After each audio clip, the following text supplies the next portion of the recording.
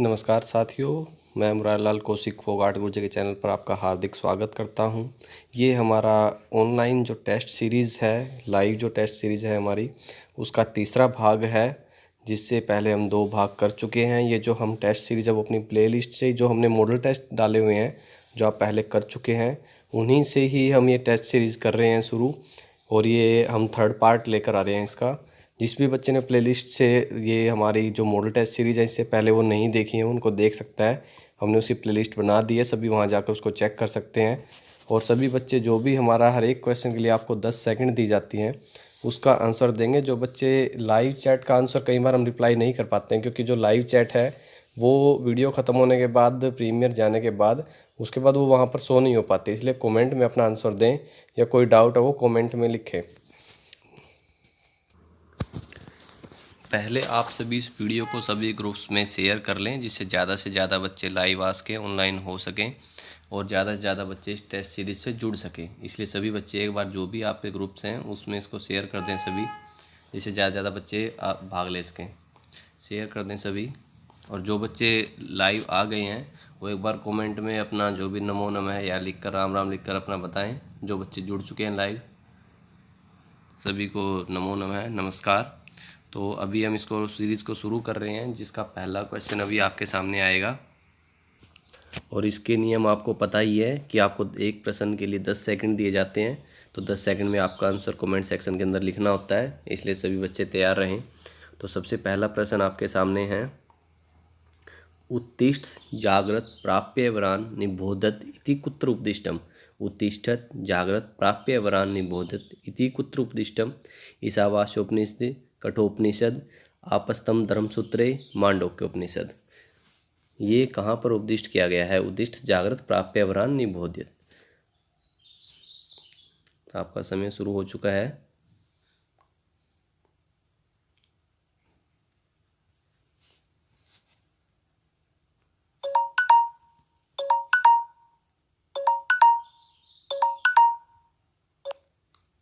उत्तिष्ठ जागृत प्राप्यवरान् निबोध्यत इति कुत्र उपदिष्टम्।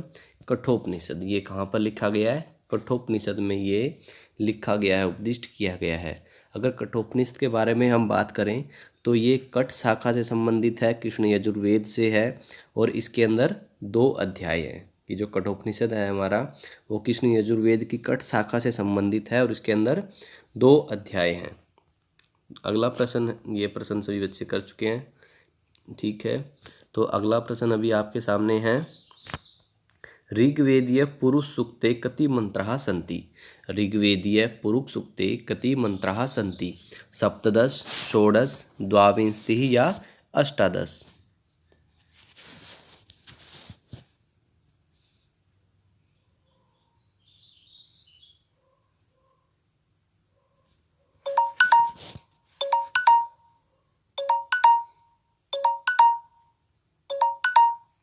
ऋग्वेद के पुरुष सूक्त में कितने मंत्र हैं? ऋग्वेद के पुरुष सूक्त के अंदर 16 मंत्र हैं, 16 मंत्र हैं। कितने हैं? 16। और इसमें अगर हम बात करें तो ये ऋग्वेद में है, ये तो आपको पता ही है कि पुरुष सूक्त हमारा, और ये ऋग्वेद के हमारे 10वें मंडल के अंदर है। ये कौन से मंडल में है? हमारे 10वें मंडल में। और ये उसके 90वें सूक्त है, 90वां। तो इसको हम ऐसे लिखते हैं, सॉरी, 10.90। तो ये हमारा जो पुरुष सूक्त है वो 10वें मंडल का 90वां सूक्त है। और इसके अंदर कौन कौन से छंद मुख्य हैं? अनुष्टुप और त्रिष्टुप, ये हमारे मुख्य छंद है। इसके अंदर 2 छंद हैं, जो भी अनुष्टुप और त्रिष्टुप। पुरुष सूक्त के अंदर अनुष्टुप और त्रिष्टुप छंद हैं। और तीसरी बात, जो पुरुष सूक्त के ऋषि हैं वो कौन है? नारायण। और इसके जो देवता हैं वो हैं पुरुष, ठीक है। जो पुरुष सूक्त से संबंधित हमारे पुरुष सूक्त के अंदर 16 मंत्र हैं। ये ऋग्वेद के 10वें मंडल में है। इसके अंदर अनुष्टुप और त्रिष्टुप छंद हैं। इसके ऋषि नारायण हैं और देवता पुरुष है। अब ये एक्स्ट्रा फैक्ट है, इसको आप साथ साथ में नोट कर सकते हैं, याद कर सकते हैं। इससे अगला प्रश्न अब आपके सामने है, अधोलिखिकान्तानां समीचीनम उत्तरम चिन्होत। कि जो आपके सामने टेबल है उसमें आपने सही आंसर चुनना है, कि इसमें आपने मिलान करना है और उसको सही को बताना है। इसमें आपको अलग से जो 10 सेकंड पर बैल होगी उससे अलग 5 सेकंड और दूंगा मैं, जिसके लिए आप उसको मिलान कर सको। इसको स्क्रीन को एक बार पढ़ लीजिए एक बार। नचिकेतोपाख्यानम पुत्रोहम पृथिव्याः सत्यम व धर्मम चर कठोपनिषद मातृभूमि तैत्तिरीयोपनिषद सूत्रम कल्पांतर्गतम। इस तरह से आपने ए पार्ट को यहाँ पर, इनको यहाँ से और इन चारों में से किसी के साथ मिलाना है, जिस तरह से हम मिलान करते हैं। और इसको मैं थोड़ा जूम कर दूंगा जिससे आप उसको आंसर को अच्छे से देख सको। ये देख लीजिए आप, यहाँ पर आपके सामने है सभी ऑप्शन। तो एक इसको आप मिलान बताइए कौन सा आंसर होगा।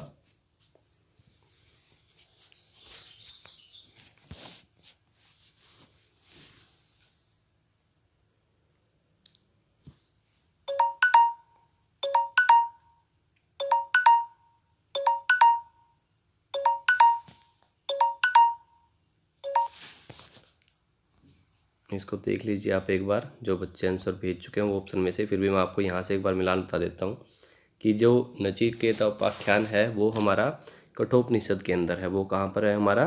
कठोपनिषद, यानी कि एक के साथ में दो। और सत्यम व धर्मम चर ये कहाँ पर है?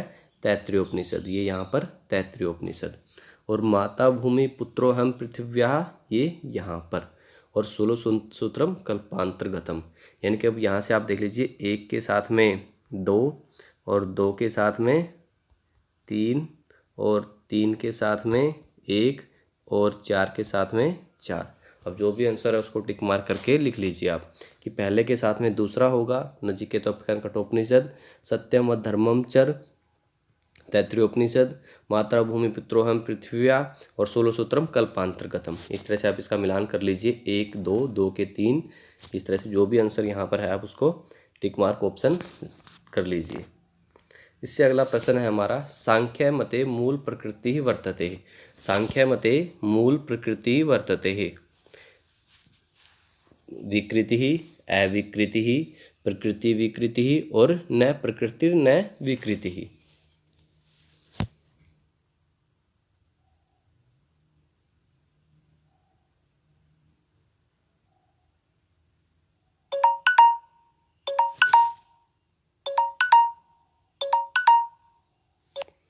सांख्य मते मूल प्रकृति वर्तते अविकृति। अगला प्रश्न आपके सामने है, विष्णु सहस्त्र नाम स्तोत्रम कुत्र वर्तते। विष्णु सहस्त्र नाम स्तोत्रम, विष्णु सहस्त्र स्तोत्र को सभी जानते ही हैं कि वो कहाँ पर है? श्रीमद् भागवते, रामायणे, ब्रह्मांड पुराणे या महाभारते।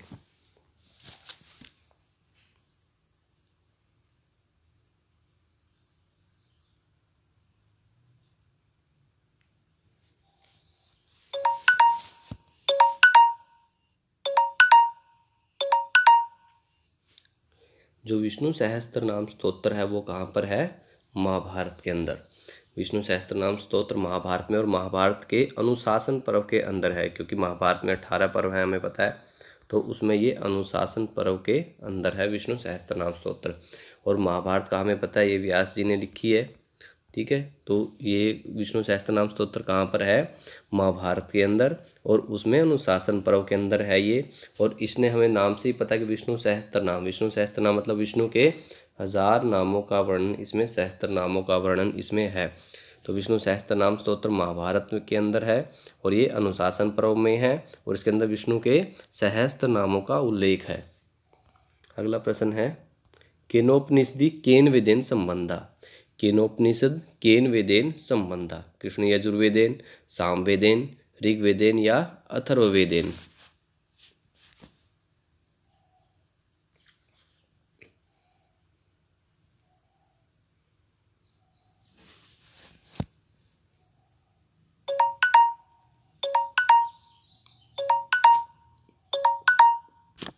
केनोपनिषद जो है वो सामवेद से संबंधित है। किससे संबंधित है? सामवेद से। और सामवेद की ये तवलकार शाखा से संबंधित है। सामवेद की तवलकार शाखा से ये संबंधित है।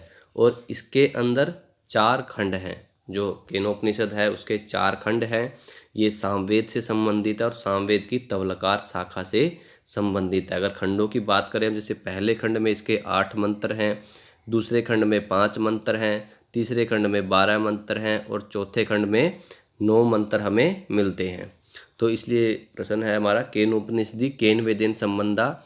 जो केन उपनिषद अब किस वेद से संबंधित है? सामवेद से। और सामवेद की अगर हम शाखा पूछे हमसे कोई, तो ये तवलकार शाखा से संबंधित है और इसके 4 खंड हैं। अगला प्रश्न है ब्रह्मवैवर्त पुराणम निबद्धम वर्तते। ब्रह्मवैवर्त पुराणम निबद्धम वर्तते खंडेषु, पर्वसु, कांडेषु या स्कंदेषु।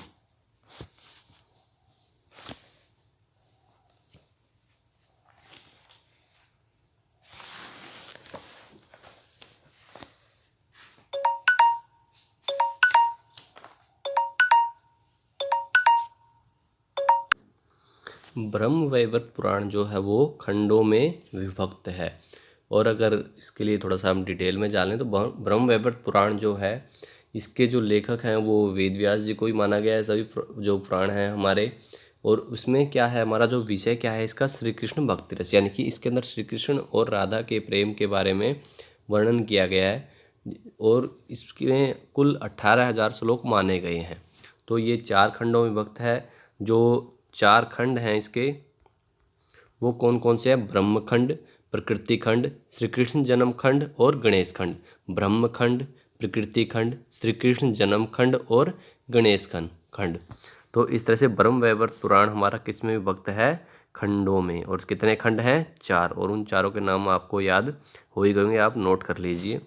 अगला प्रश्न है प्रश्न नंबर 8 हमारा। अविभाव समासे सहस्य सह केन सूत्रेण विधीयते। अविभाव समासे सहस्य सह केन सूत्रेण विधीयते। अविभावश्च, अनश्च, अविभावचाकाले या नस्तधीते।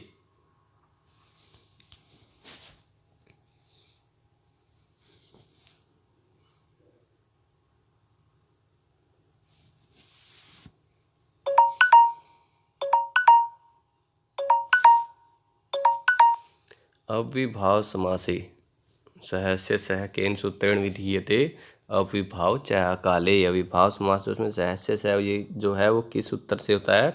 अविभाव च काले। तो इसका तीसरा ऑप्शन सही है। अगला प्रश्न आपके सामने है। 10 पूर्णमास यागस्य का दक्षिणा। 10 पूर्णमास यागस्य का दक्षिणा। पूर्णपात्रम, गौ, अन्वाहार्यम या सुवर्णम।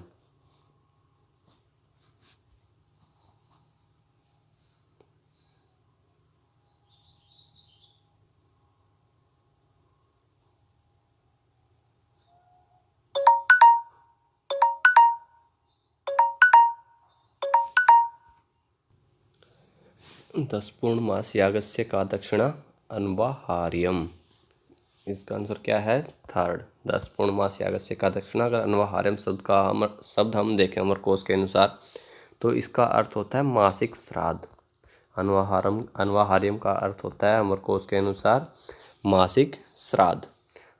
तो अगला प्रश्न है अभी। देवास है इति प्रयोग है लौकिक है, कार्मिक है, वैदिक है या यादृच्छिक है। जो देवास शब्द का प्रयोग है वो कैसा है? लौकिक है, कार्मिक है, वैदिक है या यादृच्छिक है।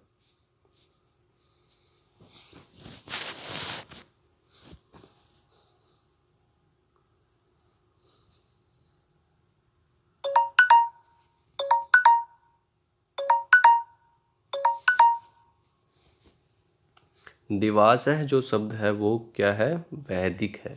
क्योंकि जो हम लौकिक में प्रयोग करते हैं देव है शब्द हम प्रयोग करते हैं, लेकिन जो देवास है शब्द है वो वैदिक है।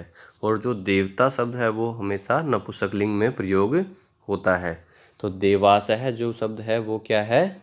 वैदिक है। ये वैदिक संस्कृत में हमारे प्रयोग किया जाता है देवास है, ना कि लौकिक संस्कृत में, इसलिए देवास है वैदिक शब्द है। कानव संहिता संबंध ब्राह्मणम। कानव संहिता संबंध ब्राह्मणम, कठ ब्राह्मणम, कपिस्थल ब्राह्मणम, शतपथ ब्राह्मणम या तांड्य ब्राह्मणम।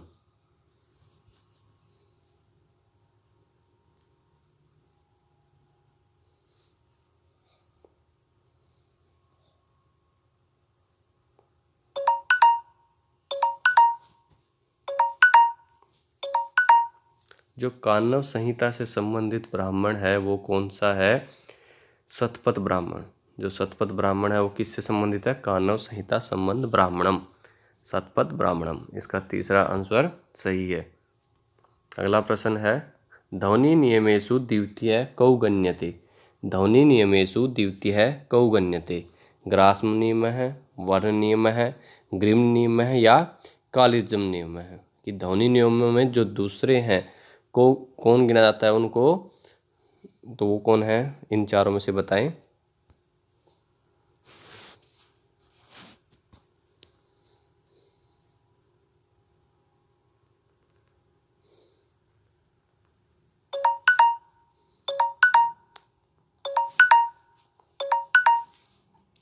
ध्वनि नियमेषु द्वितीय कौ गण्यते? वर्ण नियम है।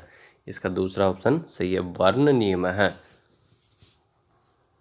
प्रश्न नंबर 13 है, विष्णु इमौ अत्र का संज्ञा प्रवर्तते? विष्णु इमौ यहाँ पर कौन सी संज्ञा है? की संज्ञा है, संयोग संज्ञा, नदी संज्ञा या प्रगृह्य संज्ञा?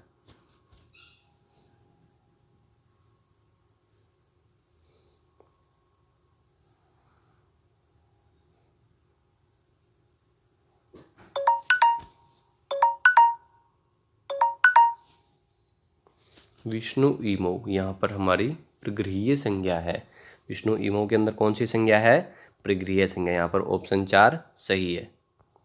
अगला प्रश्न है, निरुक्तानुसारम द्वितीय भाव विकार है क्या? निरुक्त के अनुसार द्वितीय भाव विकार कौन सा है?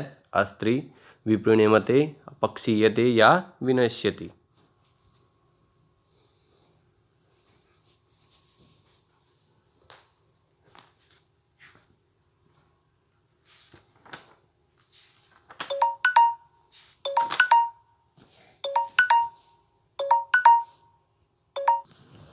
निरुक्त के अनुसार 6 भाव विकार हैं। कितने हैं? 6। और हमारा प्रश्न क्या है कि द्वितीय यानी कि दूसरा भाव विकार क्या है? सबसे पहले तो हम आंसर देख लेते हैं कि दूसरा भाव विकार क्या है? अस्ति। और जो 6 भाव विकार है उसमें सबसे पहला कौन सा होता है? जायते। सबसे पहला कौन सा होता है? जायते। और दूसरा कौन सा होता है? अस्ति। तीसरा होता है विप्रणीमते। तीसरा होता है, यहाँ पर लिखा हुआ है विप्रणीमते।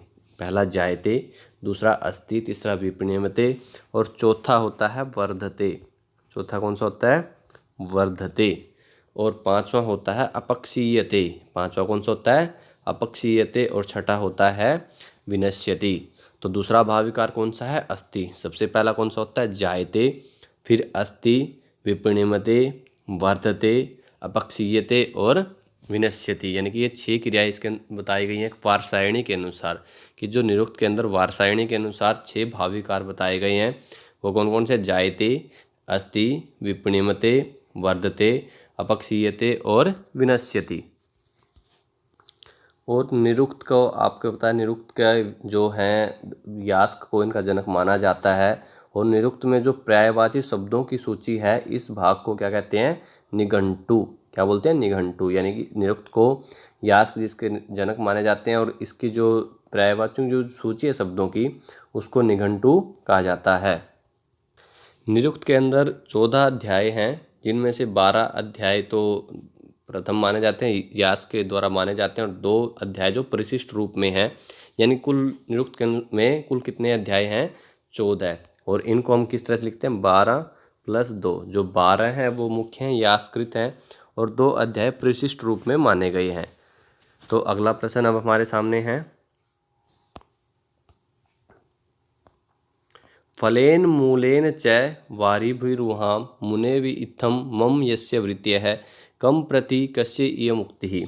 हंस प्रति नलस्य, नलं प्रति हंसस्य, दमयंती प्रति नलस्य या नलं प्रति दमयन्त्याः? ये उक्ति किसकी है और किसके लिए है?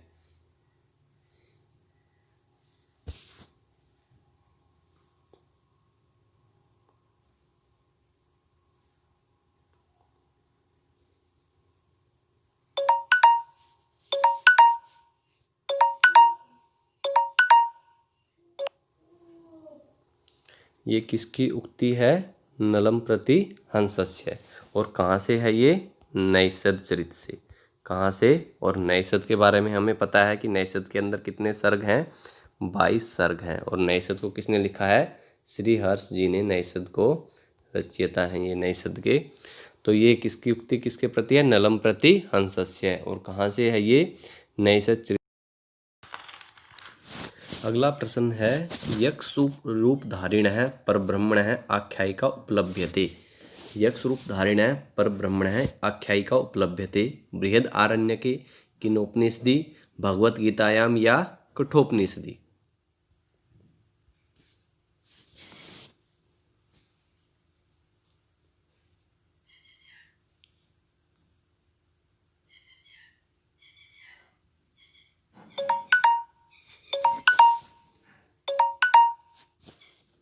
जो यक्ष रूप धारिण है पर ब्रह्मण आख्यायिका जो है वो बृहद आरण्यके कहाँ पर उपलब्ध होती है? बृहद आरण्यके। बृहद आरण्यके, इसलिए इस प्रश्न का हमारा ऑप्शन पहला सही है। यक्ष रूप धारिण पर ब्रह्मण आख्यायिका बृहद आरण्यक में मिलती है, उपलब्ध है। अगला प्रश्न है, सांख्यकारिकायाः कर्ता वर्तते। सांख्यकारिकायाः कर्ता वर्तते सदानंद है, ईश्वर कृष्ण है, कपिल मुनि या गौतम है।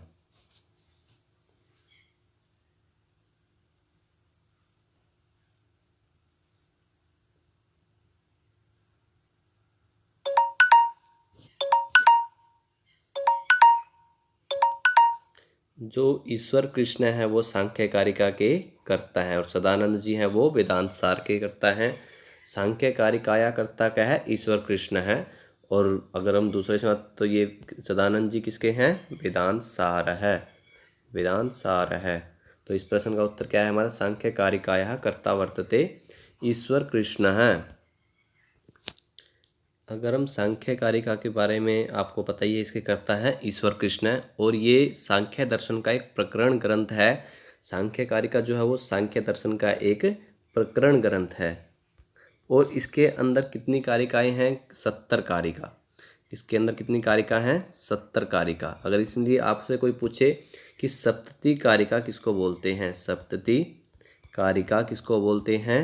सांख्य कारिका को, क्योंकि इसके अंदर 70 कारिकाएं हैं और इसके कर्ता कौन है? ईश्वर कृष्ण है और ये सांख्य दर्शन का एक प्रकरण ग्रंथ है। अब प्रश्न नंबर 18 है, भाव प्रधानम भवति। भाव प्रधानम भवति व्याख्यानम आख्यातम कारकम या क्रियापदम। भाव प्रधानम भवति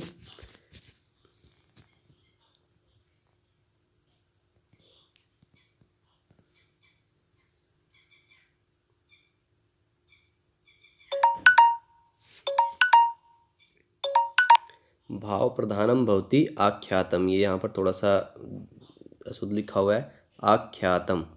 भाव प्रधानम भवति आख्यातम। भाव प्रधानम किम भवति आख्यातम। जो हमारे पद के 4 भेग हैं, नाम, आख्यात, उपसर्ग और निपात। तो उसमें से आख्यात क्या है? जैसे सत्तो प्रधानानि नामानि। और आख्यातम क्या है? भाव प्रधान है।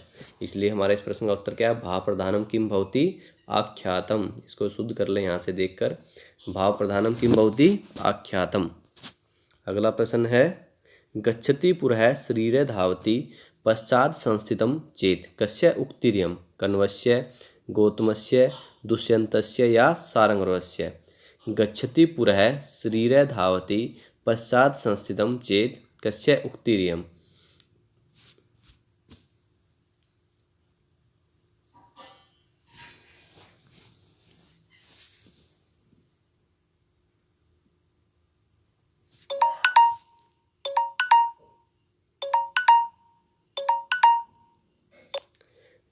पहले तो इसका अर्थ समझ लें आप कि जो गच्छति पुर है, कि जो गच्छति मतलब जो शरीर है वो आगे चला जाता है लेकिन जो मन है वो पीछे रह जाता है। ये किसकी उक्ति है? दुष्यंत जी की उक्ति है कि जो शरीर है वो आगे चला जाता है और जो मन है वो वहाँ पर वहीं पर रह जाता है। तो ये उक्ति किसकी है? दुष्यंत जी की। और किस पुस्तक से है ये?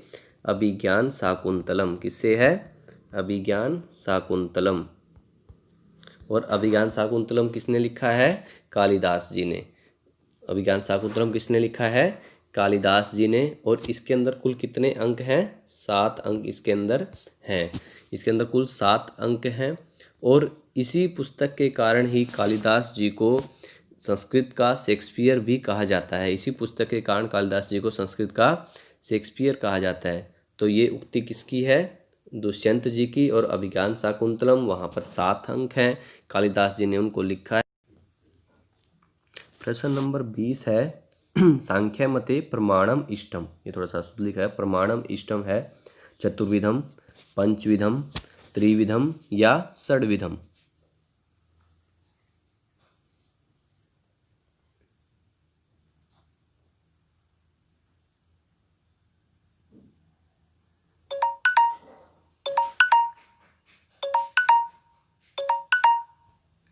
तो सांख्य मत के अनुसार जो प्रमाण है वो कितने प्रकार का है? 3 प्रकार का। कौन कितने प्रकार का है? 3। कौन कौन से? प्रत्यक्ष, अनुमान और शब्द। कौन कौन सा है? प्रत्यक्ष, अनुमान और शब्द। ये 3 प्रमाण है सांख्य मत के अनुसार, सांख्य कारिका के अनुसार। तीनों परिमाणों में आपको पता है कि अगर हम उसके बाद उनको करें कि जो प्रत्यक्ष होता है वो क्या होता है? इंद्रियात सन्निकर्ष से जो उत्पन्न होता है ज्ञान, जो वो क्या है? प्रत्यक्ष है। इंद्रियात सन्निकर्षण ज्ञानम प्रत्यक्षम। और वो 2 प्रकार का होता है, सविकल्पक और निर्विकल्पक। इस तरह से अगर तीनों को हम अलग अलग प्रत्यक्ष, अनुमान और शब्द को लिख कर नोट कर लें, समझ लें उसको, कि सांख्य मत में प्रमाण 3 होते हैं। कौन कौन से? ये प्रत्यक्ष, अनुमान और शब्द। अगला प्रश्न है उपमितिकरणम किम। उपमितिकरणम किम? इंद्रियम, पदज्ञानम, व्याप्ति ज्ञानम या सादृश्य ज्ञानम।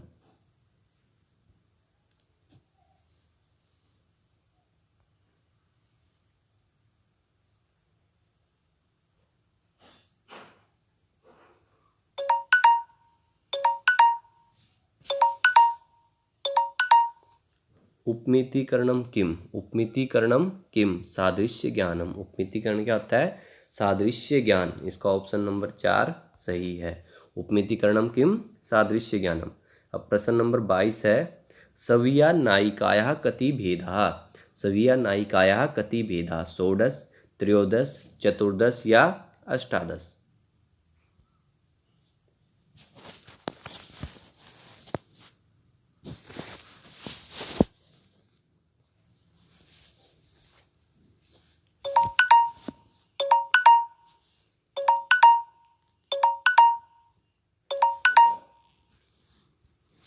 सविया नायिकायाः षोडश भेदा। कितने भेद हैं सविया नायिका के? 16 भेद हैं, 16 भेद हैं।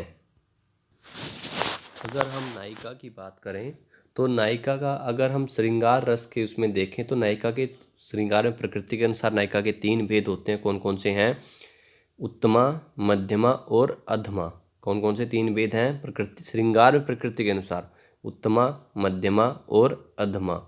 और इसके अलावा अगर हम धर्मानुसार देखें तो 3 भेद होते हैं, सौकिया या सविया, परकिया और सामान्य। और जिसमें अगर सविया की या सौकिया की हम बात करें तो उसका अर्थ होता है अपने ही पति में अनुराग रखने वाली स्त्री को क्या बोलते हैं? सविया या सौकिया। और सविया नायिका के कितने भेद हैं? 16 भेद हैं कुल। अगला प्रश्न है, ये हमें मिलान करना है इसमें, कि सबसे पहला है कि अलोन्त्यात् पूर्व है, माणवक पंथानम पृच्छति, पराजेर सोढ़ है और विशेषणम विशेष्येण बहुलम। और दूसरी तरफ है अध्यायनात् पराजयते, नीलोत्पलम, अकथितंच और उपधा। इनका हमने मिलान करना है उचित। इसको जूम कर लीजिए, इसको आपको ऑप्शन सही से दिख सके इस तरह से।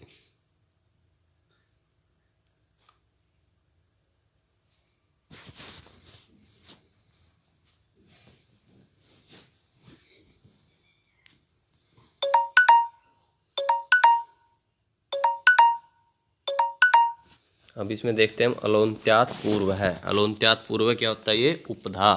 तो अगर हम इस तरह से कर लीजिए इसको, अलोन्त्यात् पूर्व है उपधा, तो इसको किसके साथ मिलान होगा? 1 का 4 के साथ। 1 को किसके साथ मिलाएंगे हम?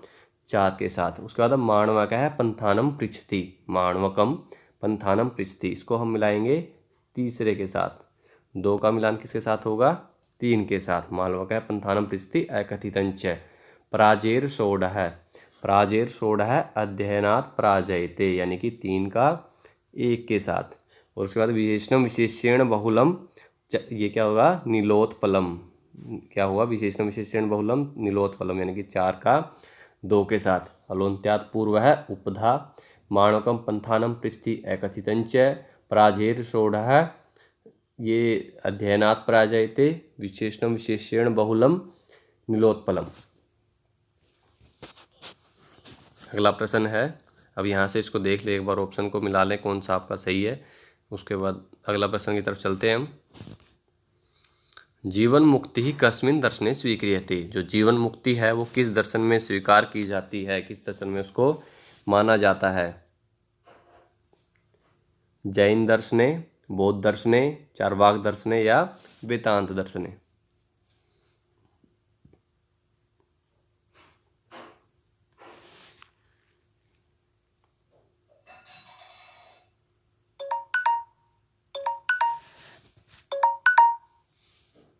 जीवन मुक्ति को वेदांत दर्शन के अनुसार स्वीकार किया जाता है।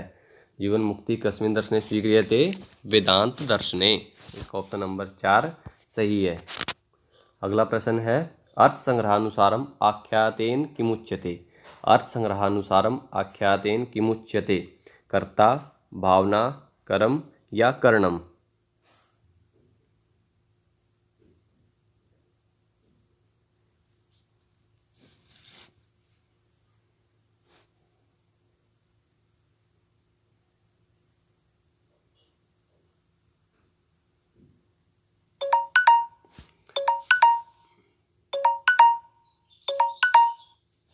जो अर्थ संग्रह के अनुसार आख्यात किसको कहा गया है? भावना। क्या है? भावना। और अगर हम अर्थ संग्रह की बात करें तो अर्थ संग्रह को किसने लिखा है? लोगाक्षी भास्कर जी ने। किसने लिखा है? लोगाक्षी भास्कर, इन्होंने लिखा है इसको। और इसको अगर हम, ये पूर्व मीमांसा का एक प्रकरण ग्रंथ है। अर्थ संग्रह के अनुसार आख्यात किसको कहा गया? भावना को। और ये किसने लिखा है इसको? लोगाक्षी भास्कर जी ने। और अगर भावना की बात करें तो भावना भी 2 प्रकार की होती है। कौन सी? शाब्दी और आर्थी। अगला प्रश्न है, जगति छंदसि कति अक्षराणि भवन्ति प्रतिपादितम? जगति छंदसि कति अक्षराणि भवन्ति प्रतिपादम? प्रश्न को ध्यान से पढ़ लें। 10, 12, 16 या 8?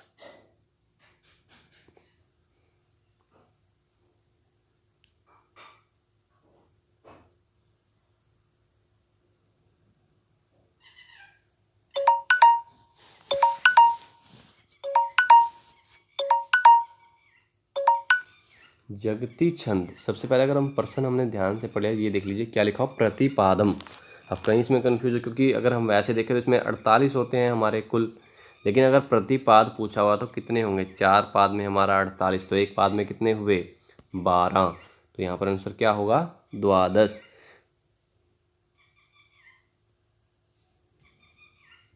क्या आंसर होगा?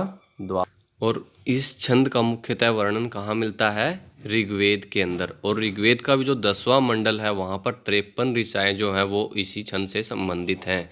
तो जगति छंदसी कति अक्षराणि भवन्ति प्रतिपादम, द्वादश। और अगर हमसे पूरे पूर्ण वर्ण पूछे जाए तो कितने होंगे? 48, क्योंकि कुल 4 पाद होते हैं और हर एक पाद के अंदर 12 वर्ण होते हैं।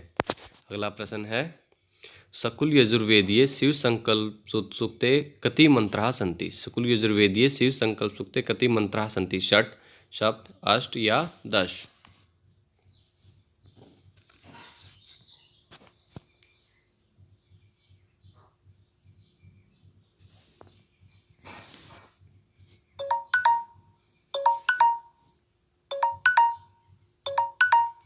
शिव संकल्प सूक्त के अंदर कितने मंत्र हैं? कुल 60, यानी कि सिर्फ 6 मंत्र हैं शिव संकल्प सूक्त के अंदर। और ये यहाँ पर दिया हुआ है कि सकुल यजुर्वेद में शिव संकल्प सूक्त हमारा दिया हुआ है, और उसके अंदर कुल कितने मंत्र हैं? 6। अगला प्रश्न है, मेघदूते यक्ष है पुत्र वस्ती चके? जो मेघदूत में जो यक्ष है वो कहाँ रहता था? रामगिरौ, हिमालये, अलकायाम या मानसरोवरे?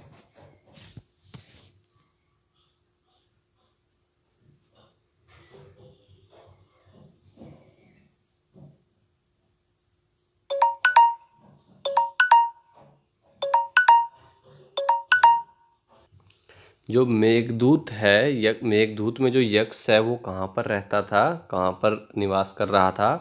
रामगिरी पर्वत पर। कहाँ पर? रामगिरी पर्वत पर। और मेघदूत को किसने लिखा है? कालिदास जी ने। किसने लिखा है? कालिदास जी ने। और इसके दो भाग हैं, कौन कौन से? पूर्व मेघ और उत्तर मेघ। कौन कौन से भाग हैं? पूर्व मेघ और उत्तर मेघ। और जो मेघदूत के अंदर मुख्य जो छंद है वो कौन सा है? मंदाक्रांता। कौन सा है? मंदाक्रांता। और इसके में जो यक्ष को श्राप दिया गया है कि उसके जो विरह के लिए, उनके लिए, और जिसको वो संदेश भेजता है बनाकर, संदेश वो कहाँ पर भेजता है? अलकापुरी से उसको निकाल देता है कुबेर जब श्राप देकर, तो वो रामगिरी पर्वत पर रहने लगता है। और तो वहाँ से अपनी प्रेमिका को यक्ष जो संदेश भेजता है एक मेघ के माध्यम से, उसी को मेघदूत के अंदर वर्णित किया गया है कालिदास जी के द्वारा। तो यहाँ पर हम जो उनको श्राप है वो देवउठनी एकादशी के अंदर वो श्राप से मुक्त होते हैं और वो रामगिरी पर्वत पर रहते हैं। मंदाक्रांता छंद मुख्य है और उसके अंदर दो भाग हैं, पूर्व मेघ और उत्तर मेघ, और इसको कालिदास जी ने लिखा हुआ है। तो ये इससे अगला प्रश्न आपके सामने है, महाभारतस्य द्वितीयं पर्वं किम? महाभारतस्य द्वितीयं पर्वं किम? वन पर्व, सभा पर्व, भीष्म पर्व या विराट पर्व? इसको आप पूरा लिख लीजिए एक बार, विराट पर्व।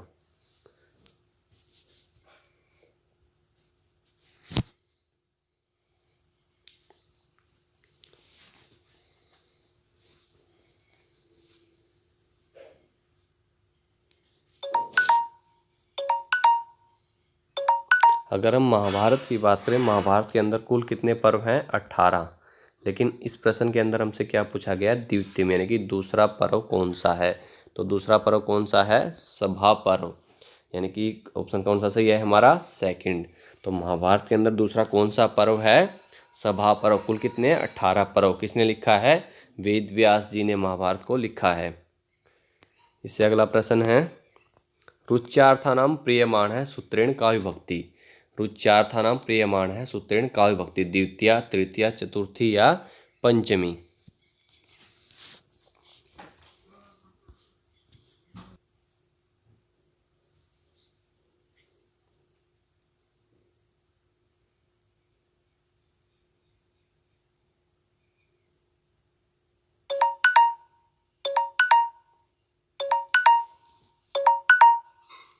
रुच्यार्थनम प्रियमाण है, इस सूत्र से कौन सी विभक्ति होती है? चतुर्थी की, जहाँ हमें कुछ रुचि होती है, अच्छा लगता है। जैसे एक उदाहरण आपके सामने, मह्यम दुग्धम रोचते। तो यहाँ पर रोच अच्छा लगने में कौन सी मह्यम के अंदर या कौन सी विभक्ति है? चतुर्थी। तो रुच्यार्थनाम प्रियमाण है सूत्रेण का विभक्ति चतुर्थी। प्रश्न नंबर 30 आपके सामने, हिरण्यगर्भ सूक्तस्य प्रकृति कीदृक् अस्ति? हिरण्यगर्भ सूक्तस्य प्रकृति कीदृक् अस्ति? संवाद सूक्त, दार्शनिक सूक्त, दान सूक्त या ऐश्वर्य सूक्त?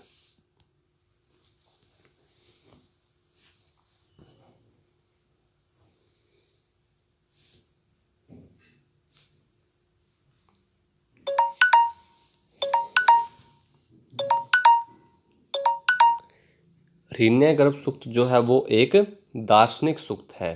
तो उसकी प्रकृति कैसी है? हिरण्यगर्भ सूक्तस्य कीदृक् प्रकृति अस्ति? दार्शनिक सूक्त। अब आपके लिए एक प्रश्न है जिसका आप कमेंट में जवाब देंगे कि नमः स्वस्ति स्वाहा च योगे का विभक्ति? चतुर्थी, पंचमी, षष्ठी या सप्तमी?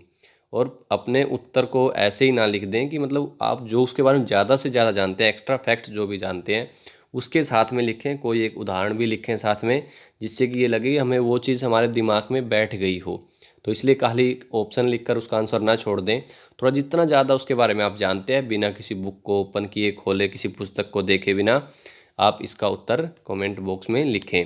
सभी पूरी इसके वीडियो के लिए देखने के लिए आपका धन्यवाद, थैंक यू। और अब इस वीडियो को आप लाइक कर लीजिए, शेयर कर लीजिए और चैनल को सब्सक्राइब कर लीजिए। Thank you.